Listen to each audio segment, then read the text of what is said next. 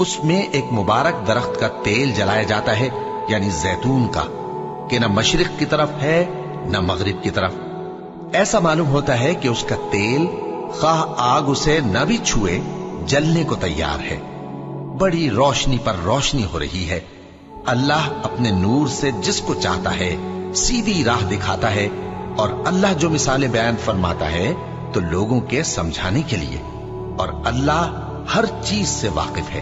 وہ قندیل ان گھروں میں ہے جن کے بارے میں اللہ نے ارشاد فرمایا ہے کہ بلند کیے جائیں اور وہاں اللہ کے نام کا ذکر کیا جائے، اور ان میں صبح و شام اس کی تسبیح کرتے ہیں۔